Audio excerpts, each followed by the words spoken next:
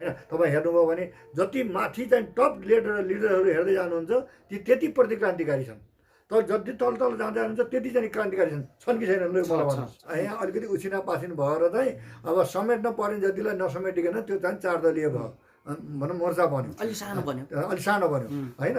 र अब हामीले त्यसलाई चाहिँ स्वागतै गऱ्यौँ, ल ठिक छ, राम्रो छ, त्यहाँदेखि अब सुरुवात हो, अब चाहिँ अरूलाई पनि समेट्नुपर्छ। त्यसकारण बढी लोकतान्त्रिक पार्टी भएको कारणले चाहिँ उनीहरूले छलफलै नगरिकन पास गरे भने त यिनीहरूको चाहिँ आजसम्म बचेको जुन एउटा चाहिँ प्रजातान्त्रिक भन्ने चाहिँ अब छ नि, अब त्यो चाहिँ अब हैसियत पनि चाहिँ गुम्छ। त्यस कारण त्यस्तो चाहिँ गर्दैनन् जस्तो लाग्छ चाहिँ, होइन। अब त्यहाँ पेस गरिसकेपछि बल्ल छलफल चाहिँ अब सदनमा पनि चल्छ, पार्टीमा पनि चल्छ, गर्लान् जस्तो लाग्छ चाहिँ। अब त्योभन्दा अगाडि चाहिँ छलफल गरेर यो दुःख चाहिँ झ्याउ झमेला अब बेहोरिने पक्षमा चाहिँ छैनन् भन्ने जस्तो देखिन्छ।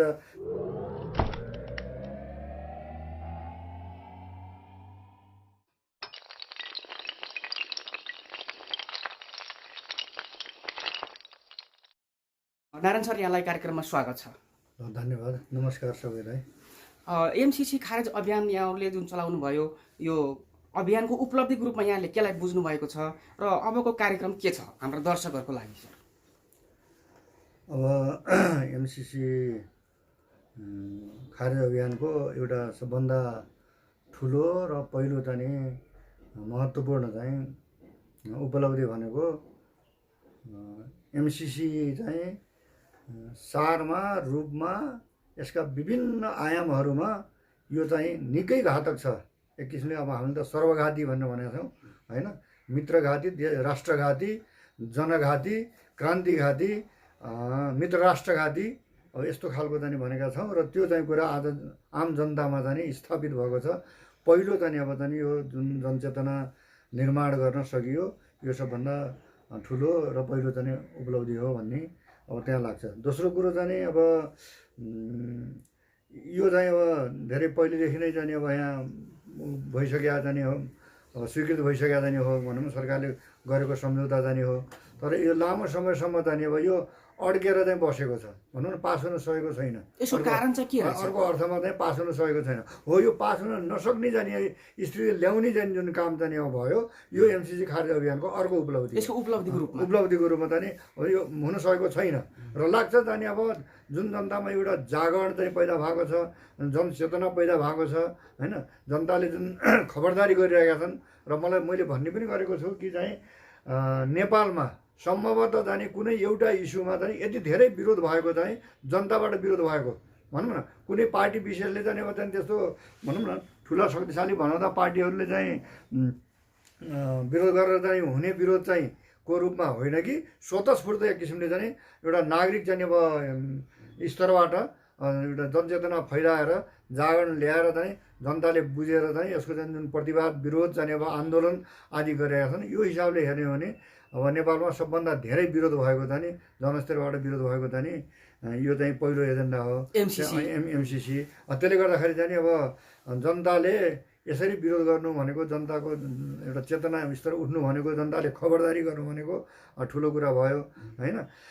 अनि चाहिँ अब जनताको यो चाहिँ खबरदारीले मलाई लाग्छ नेताहरू चाहिँ सजिलै पास गर्न चाहिँ सक्ने स्थिति चाहिँ छैन, गाह्रो छ। अनि यो गाह्रो चाहिँ अब हुनु नै के हो त भन्दाखेरि चाहिँ अब यो एमसिसी अभियानको खारेज अभियानको चाहिँ सफलता हो भन्ने चाहिँ एमसिसी भित्र चाहिँ जुन खालको राष्ट्रघाती, देशघाती प्रावधानहरू छन् भन्ने खालको जुन व्यापक रूपमा आएर जनताको त्यही स्तरको विरोधको कुरा गर्नुभयो नि यहाँले, त्यसमा छोटोमा बताइदिनुहोस् त त्यो देशघाती कसरी थियो? अब मुख्य कुरा चाहिँ के हो भने अब यो चाहिँ एमसिसी मार्फत अमेरिका नेपालमा चाहिँ प्रवेश गरेर नेपालको चाहिँ अब एउटा साधन स्रोत चाहिँ अब छ नि, अब नेपालमा धेरै चाहिँ अब जल सम्पदा त यसको लगानी नै आइरहेको छ भनौँ चाहिँ अब, होइन। प्रसारण लाइनको रूपमा अब त्यहाँबाट चाहिँ अब यसको अब जल सम्पदामाथि चाहिँ अब एउटा कब्जा गरिन्छ नि, पहिलो चाहिँ अब घोषितै भइहाल्यो। त्यसपछि चाहिँ अब चाहिँ तपाईँको वनस्पति जडीबुटी जाने पनि अब चाहिँ असाध्य बहुमूल्य चाहिँ भनौँ न संसारमा भएका चाहिँ थुप्रै जडीबुटीहरू अब हजारौँ जाने अब जाने अमूल्य जाने जडीबुटीहरू मध्येमा आधाभन्दा बढी जाने नेपालमा छन् होइन जडीबुटीहरू त्यो वनस्पतिहरू चाहिँ त्यस्ता जाने अब माथि पनि उनले गर्ने जाने कब्जा गर्ने जाने अब अर्को रणनीति छ र अब अलिकति जाने उनले सैन्य रणनीतिसँग यो जोडिएको हुनाले चाहिँ अब सैन्य क्षेत्रमा पनि काम लाग्ने हिसाबले र बहुमूल्य जाने अब पदार्थको रूपमा रहेको चाहिँ तपाईँको चाहिँ युरेनियम जो छ अब यो युरेनियममा पनि कब्जा गर्ने भनौँ न मुस्ताङमा युरेनियम छ भनिन्छ छ त्यो त अब चाहिँ अनुसन्धानबाटै पत्ता लागेको आइसकेको कुरा भइहाल्यो त्यसलाई पनि कब्जा गर्ने होइन त्यसबाट पनि अब ठुलो ब्रह्मलुट चाहिँ मचाउने अब यो पनि जाने उनीहरूको चाहिँ अब रणनीति चाहिँ रहेको छ अब यसका साथै जाने अब भनौँ यो बौद्धिक सम्पत्ति भनौँ भन्छ क्या पेटेन्ट राइट भन्छ होइन अब ऊ चाहिँ जहाँ जहाँ एमसिसीको जाने अब जाने एउटा क्षेत्राधिकार पर्छ जाने होइन कमान्ड एरिया पर्छ त्यो कमान्ड एरियाभित्रको जाने अब बौद्धिक सम्पत्ति त्यहाँ भएको जाने अब वस्तुको जाने अब पेटेन्ट राइट पनि चाहिँ उनीहरूले लैजाने भन्ने छ नेपालको जबकि चाहिँ तपाईँको चाहिँ लगानी चाहिँ 13 अरब रुपियाँ त नेपालले पनि लगाउने हो 13 ऊ चाहिँ करोड डलर भनौँ न डलरमा हिसाब गर्दाखेरि उसको 50 करोड चाहिँ लगाउने 13 त हुन्छ त्यही हिसाबले जाने अब तपाईँको भाग लगाएर चाहिँ त्यति बौद्धिक सम्पत्ति त नेपालीको हुनुपर्ने नि चाहिँ होइन त्यो नभएर बौद्धिक सम्पत्तिमाथि चाहिँ सबै उसको एकलौटी कब्जा हुने अब अनि चाहिँ नेपालको जाने तपाईँको संविधानभन्दा कानुनभन्दा माथि जाने उसलाई मान्न पर्ने बाजेको हकमा जाने अब एमसिसीको जाने कानुन लाग्ने नेपालको कानुन नहुने एमसिसीका पदाधिकारीहरू जाने त्यहाँ काम गर्ने जाने कामदारहरू जसले पनि यहाँ नेपालमा चाहिँ हत्या बलात्कार जस्ता जाने जघन्य अपराध गरे भनेपछि पनि तिनीहरूलाई नेपालको कानुन लाग्ने होइन तिनीहरूलाई अमेरिकाको कानुन लाग्ने होइन यस्तो चाहिँ गर्दाखेरि नेपालको जाने एउटा संविधान कानुनभन्दा माथि भनेको नेपालको सार्वभौमिकता जानेमा चाहिँ अब भन्दा माथि अब हुने भनेको चाहिँ के भयो भन्दा नेपालको राष्ट्रघात भयो चाहिँ आर्थिक राजनैतिक अब सबै प्रकारले जाने अब यो चाहिँ एउटा बहुघाती भनौँ न अब योजना जाने हो त्यस कारणले अब यसको चाहिँ अब संशोधन परिमार्जन सङ्कल्प प्रस्ताव अथवा स्पष्टीकरण आदि इत्यादि गरेर यिनीहरूले चाहिँ विभिन्न जालजेल गरेर पास गर्न खोजेका छन् अब हामीले यस्तो केही होइन चाहिँ यसको चाहिँ अब खारेजीको विकल्प छैन यस्तो चाहिँ घातक चाहिँ अब चाहिँ सम्झौतालाई खारेज गर्नुपर्छ भन्ने चाहिँ हाम्रो मान्यता हो सरकारले सङ्कल्प प्रस्ताव ल्यायो भने के हुन्छ संसदवादी जाने दलहरू अथवा जाने साम्राज्यवादका दलाल जाने अब जाने नेता र जाने अब शक्तिहरूले त त्यो चाहिँ गर्न खोजेका छन् गर्लान् पनि होइन तर जनस्तरबाट पनि विरोध हुन्छ र मलाई के लाग्छ भने अहिले चाहिँ अब यो बढ्दो चेतनासँगै जनताको चेतनासँगै अब नेताहरू पनि चाहिँ तपाईँको चाहिँ जनतालाई बाइपास गरेर जनताको यो आवाजलाई चाहिँ अब चाहिँ अनदेखा गरेर होइन नसुनेर चाहिँ तिनीहरू चाहिँ नेताहरूले जे भन्छन् अथवा पार्टीको हुप जे लाग्छ त्यही अनुसार चाहिँ सही ठोक्लान् र पास गर्लान् भन्ने मलाई लाग्दैन त्यहाँ पनि सही मानि जाने अब भनौँ न सच्चा जनप्रतिनिधिहरू पनि छन् नि सबै जाने अब चाहिँ दलाल दास त छैनन् चाहिँ अब दलाल दास हुने भनेको त चाहिँ तपाईँको चाहिँ अलि माथिल्ला प्रकारका अब शीर्ष स्तरका जसले जाने अब प्रशस्त खान पनि पाएका छन् होइन अब त्यस्ता खालका जाने नेताहरू मात्रै हुन् त्यस कारण चाहिँ त्यो चाहिँ गर्दैनन् जस्तो अब भनौँ न माओवादी अहिले सत्तामा चाहिँ छ त्यसको प्रमुख सचेतक देव गुरुङ हुनुहुन्छ होइन उहाँले जाने अब जाने हुइप लगाउनुहुन्न मलाई त्यो कुरा विश्वास छ भनौँ न अब यसरी जाने पास गर्ने भन्नु जाने पार्टीले जाने निर्णय गर्यो भने अब उहाँ चाहिँ हुइप लगाउनुहुन्न बरु कारवाही भएको तयार हुनुहुन्छ निर्णय गरे पनि उहाँले त्यसलाई रोक्नुहुन्छ उहाँको प्रयत्न चाहिँ त्यो रहन्छ नत्र भने त उहाँको आजसम्मको लडाइँको के अर्थ हुने भयो होइन त्यो त सबै देखावटी भन्ने मात्रै हुन्छ होइन उहाँले त जाने सबै जाने कुराहरू चाहिँ छोडेर जाने यो त राष्ट्र ठुलो हो होइन राष्ट्र बचाउनु अहिलेको अहम चाहिँ दायित्व हो जिम्मेवारी हो चाहिँ हामी जाने सचेत जाने अब नागरिकहरूको होइन नेताहरूको भन्ने जाने हिसाबले लडिरहनु भएको छ अब त्यो लडाइँको त जाने अन्तमा गएर त फेरि चाहिँ हात्ती आयो फुर्सा पनि हुन्छ त्यस कारण चाहिँ उहाँले त्यो चाहिँ गर्नु हो यस्ता खालका चाहिँ जब उहाँले त्यसरी अडान लिनुहुन्छ भने अरू पनि छन् जस्तो सभामुखी कुरा गर्नुहोस् होइन आदेशै दिएपछि पनि होइन त्यो आदेश मान्न बाध्य त उहाँ हुनुहुन्न नि किनभने उहाँ त पार्टीमा त हुनुहुन्न पार्टीले बनायो त्यो एउटा कुरा हो तर पार्टीको आदेश मान्न पर्ने जाने अब ऊ त छैन होला जाने त्यस्तो चाहिँ बाध्यता त छैन होइन उहाँ पनि जाने यसको चाहिँ एउटा दृढ पक्षधर हो चाहिँ कि चाहिँ पास गर्न हुन्न पास गर्न दिन हुन्न भन्नेमा चाहिँ होइन हो यस्ता यस्ता जाने अब चाहिँ व्यक्तित्वहरू नेतृत्वहरू पनि भएको जाने स्थितिमा होइन र उहाँहरूका पनि जाने अब सहयात्रीहरू सहकर्मीहरू होइन सहयोद्धाहरू पनि हुनुहुन्छ चाहिँ त्यसले गर्दाखेरि चाहिँ सबैले चाहिँ पास गर्ने स्थिति बन्दैन भन्ने लाग्छ र यो चाहिँ फेल हुन्छ र फेल गर्नुपर्छ अनुदान हो नेपालको लागि दिएको हो यो त जसरी पनि लिनुपर्छ अनुदान पनि लिन भन्छन् भनेर प्रधानमन्त्रीले बोलिराख्नु भएको छ।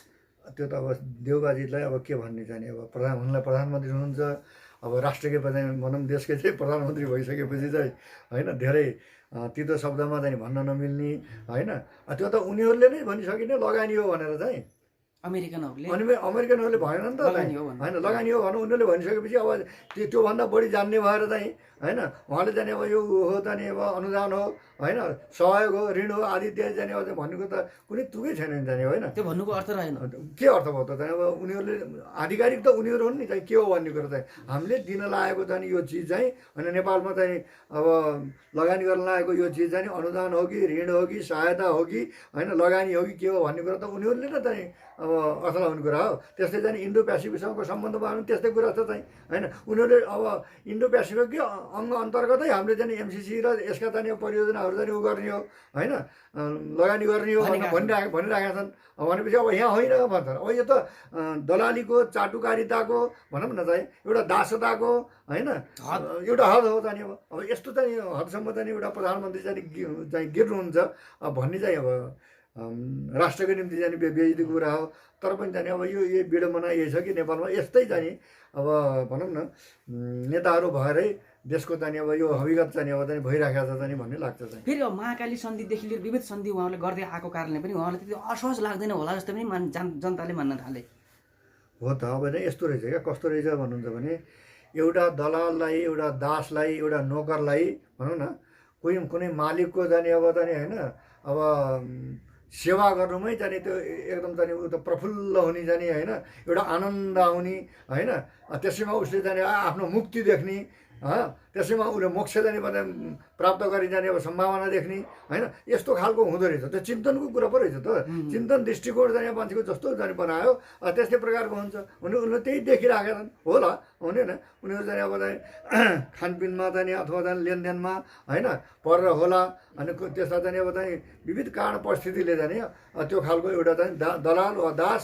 मानसिकता बन्द रहेछ। त्यो मानसिकताले गर्दाखेरि चाहिँ उनीहरूले चाहिँ यसलाई राम्रो कांग्रेसमा त फेरि अरू पार्टीमा जस्तो यो विषयमा छलफल भएको पनि देखिन्न नि। कस्तो एमसिसी पास गर्ने कि नगर्ने भन्ने विषयमा कांग्रेसमा चाहिँ छलफल भएको त्यस्तो देखिन्न नि। त्यही त जाने अब त्यो छलफल गर्ने हो देउबाजीले जे भने त्यो मान्ने पो हो कि न त्यस्तो चाहिँ अब मलाई लाग्छ त्यस्तो पनि त्यहाँ पनि हुँदैन चाहिँ। एक चरण चाहिँ उसमा चाहिँ पार्टीमा चाहिँ छलफल नभइकन गऱ्यो भने वास्तवमा चाहिँ अब यो पार्टीगत जुन एउटा मान्यता छ त्यो मान्यताको विपरीत हुन्छ। त्यसो भने काङ्ग्रेसले आफूलाई जुन रूपमा चाहिँ एउटा प्रजातान्त्रिक शक्ति भनेर भन्छ होइन, तुलनात्मकले अरू सबैभन्दा चाहिँ बढी प्रजातान्त्रिक पनि हो होइन, उनीहरूले भन्ने हुनु पनि हो होइन, उसको मूल्य मान्यता चाहिँ अब हेर्दा इतिहास हेर्दाखेरि त्यो चाहिँ हो नै भन्ने अब हामीले स्वीकार्नुपर्छ। यद्यपि त्यो पुँजीवादी प्रजातन्त्र हो, त्यो चाहिँ अब जनतन्त्र अथवा चाहिँ अब सच्चा लोकतन्त्र चाहिँ त्यो होइन। फेरि पनि चाहिँ अब चाहिँ एउटा छलफल गर्ने चाहिँ आफ्नो रायहरू चाहिँ राख्ने होइन, अब त्यसमा चाहिँ विवाद चाहिँ गर्ने बहस गर्ने अब को स्वतन्त्रता चाहिँ अरू पार्टीहरूभन्दा त्यसमा बढी छ। किनभने उनीहरूले सार्वजनिक बाहिरै छलफल गर्छन् चाहिँ होइन, पार्टीभित्रका चाहिँ अन्तर्विरोधहरू चाहिँ बाहिरै छताछल्लो हुन्छ। तर अब निर्णय चाहिँ गरेपछि कानुन एकरूपतामा हुन्छ, त्यो चाहिँ स्वाभाविक पनि हो होइन। त्यस कारण बढी लोकतान्त्रिक पार्टी भएको कारणले चाहिँ उनीहरूले छलफलै नगरिकन पास गरे भने त यिनीहरूको चाहिँ आजसम्म बचेको जुन एउटा चाहिँ प्रजातान्त्रिक भन्ने चाहिँ अब छ नि अब त्यो चाहिँ अब हैसियत पनि चाहिँ गुम्छ। त्यस कारण त्यस्तो चाहिँ अब गर्दैनन् जस्तो लाग्छ चाहिँ होइन। अब त्यहाँ पेस गरिसकेपछि बल्ल छलफल चाहिँ अब सदनमा पनि चल्छ पार्टीमा पनि चल्छ गर्लान् जस्तो लाग्छ चाहिँ। अब त्योभन्दा अगाडि चाहिँ छलफल गरेर यो दुःख चाहिँ झ्याउ झमेला अब बेहोरी जाने पक्षमा चाहिँ छैनन् भन्ने जस्तो देखिन्छ।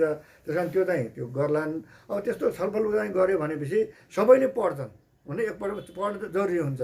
सांसदहरूले पनि पढ्नु पऱ्यो, पार्टीका नेताहरूले पनि पढ्नु पऱ्यो। पढेपछि त त्यो चाहिँ त्यति अन्धाता चाहिँ सबै छैनन् नि चाहिँ। अहिले पनि त केही चाहिँ अलिकति स्वाभिमानी अलिकति स्वतन्त्र एउटा चाहिँ अलिकति देशभक्त चाहिँ स्वाभिमानी जाने नेताहरू चाहिँ चन्द्र भण्डारीकै उदाहरण लिनुहोस्, उहाँले खुलेर विरोध गर्नुभएको छ नि यो चाहिँ गर्नु हुँदैन भनेर होइन। मैले एकजना चाहिँ हुन त अलि पहिला हो महासमितिको सदस्य चाहिँ हुनुहुने रहेछ के समथिङ कोइराला भन्ने, उहाँको एउटा अन्तर्वार्ता चाहिँ पढेको थिएँ चाहिँ उसमा चाहिँ सुनेको थिएँ। अब उहाँले पनि चाहिँ लगानी भनेर पहिलोपटक भनेको उहाँले हो नेपालमा लगानी हो यो चाहिँ भनेको उहाँले हो मेरो ख्यालमा नत्र अनुदानै भन्ने थियो। नत्र पनि अनुदान होस् चाहिँ सबै गर्ने होइन। यो खालको चाहिँ अब उहाँको चाहिँ बुझाइ थियो अनि उहाँले उहिल्यै दिएको धेरै पहिला त्यो 2 वर्ष जति भयो चाहिँ त्यो भनेको चाहिँ होइन। उहाँले भन्नुभएको थियो भने यस्ता छन् नि त चाहिँ केही उहरू मान्छेहरू स्वतन्त्र रूपमा अनि अलिकति चाहिँ स्वविवेक चाहिँ प्रयोग गर्नेहरू पनि छन्। त्यस कारण चाहिँ उहाँहरूले त्यसरी चाहिँ अब बहस उठाउनु भयो भने होइन सबै चाहिँ दलाल भइसकेका बिक्री भइसकेका चाहिँ अब चाहिँ ऊ त छैनन् नि जाने नेपाली काङ्ग्रेसभित्र पनि। त्यसले गर्दाखेरि चाहिँ अब त्यस्ता स्वच्छ स्वाभिमानी अब स्वविवेकी अब नेताहरूले चाहिँ निश्चय रूपमा यसमा चाहिँ विवाद उठाएपछि त्यो पनि त्यहाँबाट पनि सजिलै पास हुनु चाहिँ अब गाह्रो छ। यद्यपि चाहिँ अब देउबाजीहरू लगायतका चाहिँ अब केही यसका पक्षधर भनौँ अथवा चाहिँ अलि दलाल र दास मानसिकताका जाने अब नेताहरूले चाहिँ अब गजाङ मुजुङ पार्ने जाने अलम झलम पार्ने अब चाहिँ यसो समसन केही जाने अब गरे जस्तो गर्ने अथवा चाहिँ स्पष्टै आछौँ उहाँहरूको अहिलेको लाइन भनेको चाहिँ सङ्कल्प प्रस्ताव चाहिँ गरेर मागालीमा गरेर चाहिँ पास गर्ने भन्ने जाने खालको चाहिँ छ चाहिँ धेरै बहस छलफल हुन नदिएर होइन अलिक गोप्य चुप्य पारेर अरू तरिकाले जाने अब चाहिँ अलिकति जाने जनआन्दोलन चाहिँ अब मत्थर भएको बेलामा अथवा चाहिँ राष्ट्रको ध्यान अर्को कुनै मुद्दामा जाने अब चाहिँ केन्द्रित भएको जाने बेला पारेर अनि सटक्कै जाने चाहिँ एउटा पास गरी जाने खालको चाहिँ उहाँहरूको षड्यन्त्र एउटा दाउ चाहिँ त्यो देखिन्छ। तर पनि त्यो त्यति सजिलो र सम्भव चाहिँ अब मलाई लाग्दैन। जनताको खबरदारीका अगाडि चाहिँ सबै शासकहरू चाहिँ अब गल्न ढल्न चाहिँ अब चाहिँ गिर्न चाहिँ अब चाहिँ बाध्य छन्, बाध्य हुनुपर्छ र पारिन्छ भन्ने लाग्छ चाहिँ। यति भइसकेपछि तपाईँको एमसिसी खारेज अभियानको जुन कार्यक्रम थियो नि तपाईँ देशव्यापी रूपमा जुन गर्नुभयो मिडियामा पनि छ्यापछ्याप्ती आयो, अबको तपाईँको कार्यक्रम के छ छोटकरीमा बताइदिनुहोस् त। अब अहिले एमसिसी खारेज अभियान चाहिँ का 2वटा चाहिँ अब दायित्व हुन आछन् भनौँ न। एउटा भनेको यसको एउटा सिङ्गल चाहिँ अब आयोजनामा चाहिँ गरिने चाहिँ कार्यक्रमहरू होइन त्यो अब अहिले चाहिँ भर्खरै चाहिँ यो दसैँ तिहारको भयो भनौँ न बेला भावनाले चाहिँ अब हामीले भर्खरै दसैँ अगाडि चाहिँ एउटा कार्यक्रम चाहिँ गरेर ऊ गऱ्यौँ होइन। गाउँ गाउँमा चाहिँ अब चेतना फैलाउने यसको विरोध गर्ने बुझाउने भन्ने खालका चाहिँ अब कार्यक्रमहरू अगाडि बढाउने भनेर चाहिँ भन्यौँ।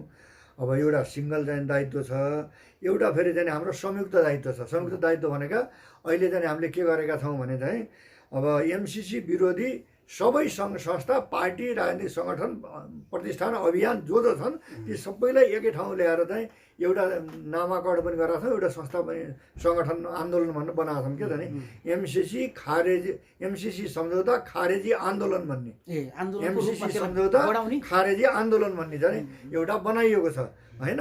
हो त्यसमा चाहिँ अब चाहिँ विभिन्न वामपन्थी पार्टीहरू चाहिँ सङ्घ संस्थाहरू चाहिँ अभियान प्रतिष्ठानहरू होइन पनि छन्, सबै छौँ भनौँ न। अब हामी पनि अब त्यसमा हाम्रो संयुक्त दायित्व भयो एमसिसी अभियान चाहिँ खारेज अभियान त्यहाँ पनि छ होइन। यो मार्फत पनि चाहिँ हामीले फेरि अब धेरैलाई समेटेर एउटा देशव्यापी चाहिँ आन्दोलन गर्ने भन्ने खालको चाहिँ बनिरहेको छ। अब अहिले चाहिँ अब तिहार पछाडि लगत्तै बसेर अनि फेरि हामीले कार्यक्रमहरू लाने भन्ने छ, त्यो लगिन्छ।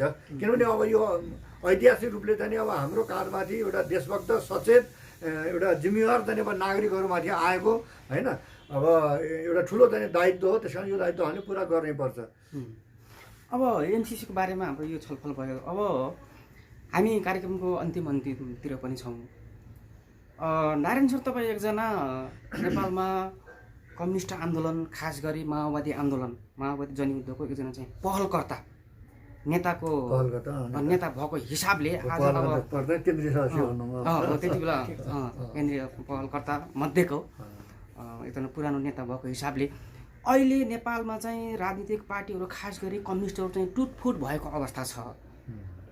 अनि अब यसलाई चाहिँ अब यो व्यवस्थाको कुरा पनि छ, पार्टीहरू टुटफुट भएको अवस्था पनि छ। यसलाई चाहिँ एकदम तपाईँ पुरानो एकजना अनुभवी पाएको कम्युनिस्ट नेता माओवादी नेता भएको हिसाबले अहिलेको अवस्थालाई कसरी बुझिराख्नु भएको छ छोटोमा बताइदिनुहोस् त। अब अहिलेको अवस्था बडो जटिल छ, गम्भीर छ र चाहिँ अलि उद्वेग लाग्दो छ वास्तवमा चाहिँ भन्ने हो भने। अब माओवादी जाने अब आन्दोलनको भनौँ जनयुद्धको सुरु जाने अब गर्ने बेलामा जुन प्रकारका हाम्रो प्रतिबद्धताहरू थिए, जुन प्रकारको हाम्रो चाहिँ लक्ष्य उद्देश्य थियो होइन, जुन प्रकारको हाम्रो अनुशासन थियो, जुन प्रकारको जुन जिम्मेवारी बोध र वहन थियो होइन, त्यो चाहिँ कुरामा अब धेरै हदसम्म चाहिँ एउटा विघटन आएको छ, विचलन आएको छ र चाहिँ भनौँ न पार्टी आन्दोलनका रूपमा चाहिँ माओवादी आन्दोलन भन्ने हो भने वास्तवमा विसर्जित भएको अवस्था छ साँच्चै भन्ने हो भने चाहिँ। यद्यपि अब माओ विचारको कुरा गर्दाखेरि माओका सिद्धान्तहरू योगदानहरूलाई चाहिँ मान्ने अब गर्नुपर्छ भनेर एउटा भावधारा चाहिँ एउटा स्कुलिङ भनौँ न अब यो खालको चाहिँ अब चाहिँ त अब चलि पनि राखेको छ होइन। अब विभिन्न पार्टीहरू मार्फत पनि विभिन्न चाहिँ अब एउटा प्रतिष्ठानहरू मार्फत पनि होइन अब त्यो चाहिँ भइराखेको छ। तर पनि चाहिँ कुरा के हो भने माओवादी आन्दोलनको अथवा माओवादी चाहिँ सङ्घर्षको चाहिँ एउटा मुख्य चाहिँ अब चाहिँ पक्ष भनेको जनयुद्धै थियो। त्यो जनयुद्धलाई जसरी चाहिँ अब चाहिँ सचेत योजनाबद्ध र चाहिँ स्वार्थपूर्ण ढङ्गले चाहिँ अब चाहिँ तपाईँको एउटा विसर्जन चाहिँ गरियो त्यो चाहिँ धेरै दिक्क लाग्दो भनौँ धेरै विडम्बनापूर्ण चाहिँ अब अवस्था हो जस्तो लाग्छ चाहिँ। मलाई के लाग्छ भने चाहिँ अब युद्धमा सधैँभरि चाहिँ जितै हुन्छ होइन, आन्दोलनमा चाहिँ अब चाहिँ विजय नै जाने अब भइन्छ हुनुपर्छ भन्ने पनि होइन। जित हार जाने अब तल माथि जाने राम्रो नराम्रो यो त द्वन्द्वात्मक नियम हो। हामी माओवादी अथवा मार्क्सवादीहरूले त चाहिँ तपाईँको द्वन्द्ववादको यो शिक्षालाई चाहिँ अथवा यो अब चाहिँ दृष्टिकोणलाई त अवलम्बन गर्दै अगाडि बढ्ने जाने क्रममा होइन कोही ठाउँ चाहिँ हार पनि होला, कोही बेला पनि जित पनि होला होइन। यस्तो हार जितको प्रक्रियाबाट अगाडि बढ्ने जाने क्रममा चाहिँ भनौँ हामीले चाहिँ कोसिस गर्दा गर्दै पनि लड्दै पनि होइन हामी मरेर सकिने स्थिति चाहिँ भएर चाहिँ हामीले हार बेहोर्ने कुरा त्यसलाई चाहिँ स्वीकार्ने कुरा एउटा कुरा होला होइन। एउटा निश्चित थोरै अवधिको लागि चाहिँ हार स्वीकारेर फेरि चाहिँ तयारी गरेर अनि फेरि चाहिँ अगाडि बढ्ने खालको त हुनसक्छ। त्यसलाई चाहिँ हामीले चाहिँ उ गर्न मिल्दैन, अस्वीकार गर्न मिल्दैन। तर पनि यहाँ भइदियो कस्तो भनेपछि चाहिँ हामीले हार चाहिँ अब नबेहोर्दै मानसिक रूपले हारेपछि भौतिक रूपमा त नहार्दै पनि मानसिक रूपले जाने अब चाहिँ अब नेताहरूले हारेपछि अनि यसलाई चाहिँ नियतवश रूपलेमा चाहिँ एउटा यसलाई हारको जाने स्थितिमा पुर्याइयो क्या। अब धेरै कति लड्ने अब त जाने सत्ता सुखभोगको जाने पनि त बेला भयो जाने अब 10-10 वर्ष लडिसक्यो। अब जाने धेरै लडेर चाहिँ अब आफै जाने मरिने हो कि होइन, अझ धेरै कति मार्ने जाने कति मर्ने होइन। जिन्दगी भने त जाने फेरि जाने अब दुःखै दुःख मात्रै होइन नि सुखभोगको निम्ति पनि भन्ने यस्तो प्रकारको एउटा चाहिँ सुखभोगवादी चिन्तन अब अर्को शब्दमा भन्दाखेरि चाहिँ उपभोक्तावादी चिन्तन होइन। अब हाम्रो आन्दोलनमा हाम्रो नेतृत्वमा त्यस्तो प्रकारको आएर यसलाई चाहिँ अब चाहिँ एउटा सुनियोजित रूपमा चाहिँ समापन गर्ने विसर्जन गर्ने र अब यो विसर्जनका क्रममा केही उपलब्धिहरू चाहिँ जे जति हात लाग्छन् सत्ता सम्बन्धी अब चाहिँ स्वार्थ सम्बन्धी होइन सुखभोगसँग सम्बन्धित अब चाहिँ उहरू जे उपलब्ध हुन्छन् ती जाने अब उपलब्ध गर्ने जनतालाई पनि अब चाहिँ केही जाने कुराहरू अब दिने जस्तो अब चाहिँ छ नि। अब अहिले भनाइमा चाहिँ अब धर्मनिरपेक्षता जाने अब सङ्घीयता समानुपातिक जाने अब समावेशिता आदि इत्यादि गणतन्त्र आदि इत्यादि जाने जे सकिन्छ त्यो पनि चाहिँ ल्याउने र अब धेरै वर्ष नगर्ने भन्ने यो हिसाबले जुन एउटा विसर्जनमा पुर्याइयो त्यो धेरै जाने अब दुःखदायी जाने दुःखद भयो। त्यस कारण चाहिँ अब चाहिँ अब हाम्रो भनाइ के हो भने चाहिँ अब नेतृत्वमा त्यस प्रकारको विचलन हुने अथवा चाहिँ त्यस प्रकारको चाहिँ एउटा पराजयको चाहिँ अब मानसिकता चाहिँ अब आउने भन्ने कुरा नै सबभन्दा चाहिँ ठुलो पहल पनि त गर्नुभयो होला थोरै धेरै त अब गरियो। पहिलो कुरा त अब कस्तो भयो भन्नुहुन्छ भने अब नेतृत्वको चाहिँ नीति त धेरै हदसम्म बुझ्यो हेर्नुहोस्, नियत बुझ्न सकेन कि नेतृत्वको नियत बुझ्न सकेन। नेतृत्वको नियत चाहिँ अब यसलाई चाहिँ विसर्जनमै पुर्याउने र जाने अब चाहिँ भनौँ न जे उपलब्धि हुन्छ अब यो संसदीय अब यो वर्तमान जाने अब अवस्था व्यवस्थाबाट जाने लिने भनौँ न व्यक्तिगत जाने सामूहिक उपलब्धि लिने भन्ने खालको चाहिँ त्यो नियत रहेछ। तर अब चाहिँ नीतिगत रूपमा जाने अब त फेरि मूलतः जाने फेरि अब जुन संविधान चाहिँ अब सभाको कुरा चाहिँ थियो होइन, त्यसमा चाहिँ टेकेर जाने विद्रोह गर्ने कुरा थियो होइन, विद्रोहद्वारा क्रान्तिलाई सम्पन्न गर्ने कुरा थियो। नीति त त्यो थियो नि त। त्यो नीतिका हिसाबले त फेरि त्यति बेठी भन्न त मिल्दैन थियो होइन। नियत त्यसमा खराब मिसिएपछि चाहिँ त्यो नीतिलाई छोड्दै अनि त्यसपछि चाहिँ तपाईँको जाने अब त्यो नियतलाई चाहिँ प्राथमिकता दिँदै जाँदाखेरि चाहिँ यो विसर्जनको स्थितिमा पुग्यो। त्यस हिसाबले चाहिँ हामीले अब त्यो नीतिगत रूपमा चाहिँ अब भएका चाहिँ अब केही अब कमी कमजोरीहरूलाई चाहिँ अब सच्याउन अथवा चाहिँ अब सुधार्न चाहिँ प्रयत्न चाहिँ अब गर्ने कुरामा त थोरै धेरै चाहिँ गरियो। तर अब नियतको चाहिँ बारेमा चाहिँ हामीले गर्न सकिएन होइन। जब नियत साफ भयो होइन त्यति बेला चाहिँ विद्रोहको चाहिँ बाहेक अर्को उपाय भएन। अनि त्यसपछि चाहिँ हामीले अब प्रचण्ड कमरेडहरूसँग भनौँ बाबुराम कमरेडहरू जो चाहिँ यो उसका शान्ति प्रक्रियाका अथवा चाहिँ यो अब संसदीय प्रक्रियाका भनौँ न शान्ति प्रक्रियाका भन्दा पनि संसदीय चाहिँ अब प्रक्रियाका चाहिँ अब चाहिँ हस्तीहरूका विरुद्धमा भनौँ न त्यस्तो विचारका विरुद्धमा त्यस्तो नेतृत्वका विरुद्धमा चाहिँ अब किरणजी लगायत चाहिँ अब विप्लवीहरू अब हामीले चाहिँ विद्रोह गऱ्यौँ। जब जति बेला हामीले चाहिँ यो नियत त चाहिँ अब चाहिँ गलत हो भन्ने उसमा पुगियो। त्यस बेला त्यो पनि चाहिँ तपाईँको कस्तो भयो भन्नुहुन्छ भने मलाई लाग्ने कुरा चाहिँ हामीले विद्रोह चाहिँ अब गर्ने कुरा चाहिँ त्यो अलि उपयुक्त चाहिँ बेला थिएन भन्ने लाग्छ मलाई व्यक्तिगत। ढिलो भइसकेको थियो। हामीले गर्न कति बेला पर्थ्यो भने सेना समाज नहुँदै जाने त्यो सेना सहित चाहिँ विद्रोह गर्नु पर्थ्यो र मात्रै हाम्रो क्रान्ति आज क्रान्ति यस्तो विशृङ्खलित चाहिँ अब चाहिँ किन भयो होइन, किन क्रान्ति हरायो भन्दाखेरि चाहिँ सेना छैन हामीसँग। सेना पनि भएको चाहिँ सेना पनि गुम्यो, सत्ता पनि गुम्यो होइन। अब सबै चाहिँ कुराहरू गुमिसकेपछि होइन पार्टीको एउटा सानो चाहिँ टुकडी लिएर होइन मात्रै त अब चाहिँ फेरि चाहिँ तपाईँको क्रान्ति अथवा युद्ध अथवा विद्रोह चाहिँ त सङ्घर्ष गर्न त सकिन्न त्यो होइन। त्यस कारण चाहिँ सेना भएको भए के हुन्थ्यो, एउटा पावर हो नि सेनामा त होइन। हाम्रो शक्तिको सङ्केन्द्रित चाहिँ ऊ चाहिँ अङ्ग हो नि त्यो त होइन। हो त्यो चाहिँ अब चाहिँ हुँदै गर्नु पर्थ्यो। अब त्यो नभइसकेपछि चाहिँ के गर्नु पर्थ्यो भन्ने लाग्ने मलाई भने चाहिँ अब हामीले त्यही प्रचण्डकै भित्र भनौँ न एकीकृत माओवादी भन्ने थियो गर्ने थियो होइन। एकीकृत माओवादी भित्रै जाने अब चाहिँ बसेर चाहिँ त्यहाँ तलैसम्म चाहिँ अन्तरसङ्घर्ष चलाएर तपाईँको त जनतामा इभन जनतामा समेत पनि चाहिँ हाम्रो राम्रो चाहिँ एउटा प्रभाव र चाहिँ अब छवि बनाएर चाहिँ अनि त्यहाँबाट चाहिँ अब चाहिँ सके त्यसलाई रूपान्तरण गर्ने। जस्तो एउटा कुरा ख्याल गर्नुहोस् त नि जनता क्रान्ति चाहन्छन् भनेर माओले भन्नुभएको छ क्या। किन जनताले क्रान्ति चाहन्छन् भन्नु, किन नेता क्रान्ति चाहन्छन् भनेर किन भन्नु भएन? वास्तव यो कुनै पनि समाजमा चाहिँ दुःख दर्द पीडा समस्या भोगेको त चाहिँ जनताले छ नि, जनताले होइन। त्यो त्यसबाट मुक्ति हो नि क्रान्ति भनेको त। त्यस्तो मुक्ति चाहिँ त्यो कसले चाहन्छ? जसले समस्या चाहिँ भोगेको छ उसैले त्यो त्यसबाट मुक्ति चाहन्छ। त्यस कारणले चाहिँ जनतासम्म पुगेर चाहिँ के गर्नु पर्थ्यो भने चाहिँ एउटा क्रान्तिको चाहिँ आवश्यकताको बारेमा चाहिँ क्रान्तिकारी सङ्गठनको आवश्यकताको बारेमा हामीले त्यो मार्फत चाहिँ तलैसम्म चाहिँ एउटा अब अभियान चलाएर भनौँ अन्तरसङ्घर्ष चलाएर चाहिँ अब त्यो जनता कार्यकर्तामा चाहिँ अब चाहिँ पुर्याउनु पर्थ्यो होइन। तपाईँ हेर्नुभयो भने जति माथि चाहिँ टप लिडरहरू हेर्दै जानुहुन्छ ती त्यति प्रति क्रान्तिकारी छन्। तर जति तल तल जाँदै जानुहुन्छ त्यति चाहिँ क्रान्तिकारी छन् कि छैनन् मलाई भन्नुहोस्। छ हो कि होइन? यो के हो भने जति तल हो त्यति चाहिँ अब तपाईँको जाने अब शोषण छ, समस्या छ, उत्पीडन छ जाने अब त्यस कारण चाहिँ उनीहरू क्रान्तिकारी छन्। कार्यकर्ता नेताभन्दा कार्यकर्ता क्रान्तिकारी, कार्यकर्ताभन्दा जनता क्रान्तिकारी हो। त्यस कारणले चाहिँ त्यो तलैसम्म पुगेर चाहिँ एउटा क्रान्तिकारी जाने चेतना अब र सङ्गठन निर्माण चाहिँ गरेर अनि सकिन्छ त्यो पार्टीलाई जाने ऊ गर्ने होइन। एउटा बहुमत भएपछि त फेरि चाहिँ अलिकति रूपान्तरण हुनै पऱ्यो नि चाहिँ होइन। आफ्नो नेतृत्व भएपछि चाहिँ त्यो गर्न पर्ने, सकिन्न भनेपछि पनि अब ठुलो सङ्ख्या जाने एउटा चाहिँ फुटको औचित्य साबित पनि हुन्थ्यो होइन। अनि त्यसपछि चाहिँ विद्रोह गर्दाखेरि चाहिँ धेरै ठुलो चाहिँ शक्तिका साथ गर्न सकिन्थ्यो र त्यति बेला चाहिँ फुट नहुँदैन थियो भन्ने खालको मेरो चाहिँ कुरा त्यो थियो। ढिला हुँदाखेरि अलिक ढिलै भयो, अलिकति ढिला भयो कि चाहिँ ढिला भइसकेपछि त्यो चाहिँ अब उपयुक्त अवसर थिएन क्या। पछि चाहिँ बरु तलैसम्म चाहिँ अन्तरसङ्घर्ष चलाएर जस्तो भनौँ न हामीले चाहिँ अब माथि भेला जाने गर्दै गर्नु एउटा जाने ठुलो भेला जाने उसमा पालुङटारमा भयो कि भएन?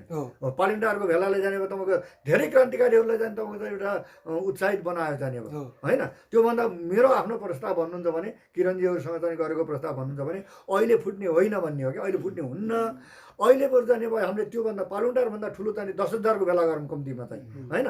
किनभने क्रान्तिकारी तर छन्, त्यहाँबाट हामीलाई त्यहाँ बहुमत प्राप्त हुन्छ। भएन भने अझ ठुलो चाहिँ उ गरौँ चाहिँ अभियान चलाउँछन् देशव्यापी रूपमा र त्यसपछि चाहिँ अब चाहिँ अब धेरै चाहिँ शक्ति पैदा गरेर सके रूपान्तरण गरिएला। नभएपछि पनि चाहिँ ठुलो चाहिँ सङ्ख्यालाई लिएर हामी उ गर्न सक्छौँ चाहिँ होइन। अब विद्रोह गर्न सक्छौँ र चाहिँ एउटा सङ्गठन निर्माण र चाहिँ आन्दोलन निर्माण गर्न सकिन्छ। नत्र भने त चाहिँ फेरि चाहिँ अब केटाटी आयो गुलेली खेलायो भन्छ न त्यस्तै प्रकारको हुन्छ। नभन्दै भयो भने त्यस्तै भनौँ न। अब अलिकति विप्लवीहरू सँगै हुँदासम्म त अलिअलि केही चाहिँ भएकै थियो जाने जस्तो चुनाव बहिष्कार आन्दोलनको बेलामा चाहिँ अब हामीले राम्रै पनि गरेका थियौँ होइन। त्यही पनि अब चाहिँ साथीहरूका चाहिँ अब त्यो चाहिँ अनुशासनहीनता भनौँ कि अथवा आर्थिक प्रलोभन भनौँ कि अथवा जाने गैर जिम्मेवारी जाने भएको कारणले चाहिँ अब त्यो चाहिँ त्यति प्रभावकारी हुन सकेन जति हुनु पर्थ्यो चाहिँ होइन। अब त्यो व्यक्ति विशेषका पनि मान्छेहरूका इच्छा आकाङ्क्षाहरू जाने अब चिन्तन चरित्रहरू पनि चाहिँ त्यहाँ प्रस्फुटित भए त्यो एउटा कुरा भयो। तर पनि जाने अब चाहिँ एउटा राम्रै प्रभाव चाहिँ थियो त्यस बेलासम्म। अब त्यसपछि चाहिँ पनि फेरि विप्लवीहरू पनि जानुभयो भनौँ न, त्यहाँ अब शासन आयो। त्यसपछि त झन् जाने अब चाहिँ हालत धेरै जाने खराब भयो होइन। विभाजन विसर्जन भन्छु क्या म त जाने विभाजन विसर्जन अहिले त विसर्जनकै स्थितिमा चाहिँ गयो भनौँ न। अब हेर न त्यस्तो ठुलो आन्दोलन क्रान्ति अब चाहिँ केही पनि छैन। यत्रो लगानी जाने अब चाहिँ भएको होइन, यत्रो बलिदान भएको देशमा चाहिँ अब अहिले त चाहिँ केही पनि छैन, सेलाएको अवस्था सेलाएको अवस्था चाहिँ छ होइन। अब के हुन्छ नारायण सर, अब हामी अन्तिमतिर आयौँ। सरकार पनि लथालिङ्गै, व्यवस्था पनि लथालिङ्गै होइन, पार्टीहरू पनि लथालिङ्गै। अब यही बिचबाट केही शक्तिहरूले चाहिँ, केही संसदभन्दा बाहिर रहेका केही शक्तिहरूले नयाँ ढङ्गले चाहिँ आन्दोलन उठाउन, कम्युनिस्ट आन्दोलन उठाउनु भनेर प्रयास गर्नुभएको पनि छ। वैद्यजी, विप्लवजीहरूले चाहिँ एउटा मोर्चा बनाएर पनि अगाडि जाने भन्ने ढङ्गले पनि त्यसरी गर्नुभएको छ।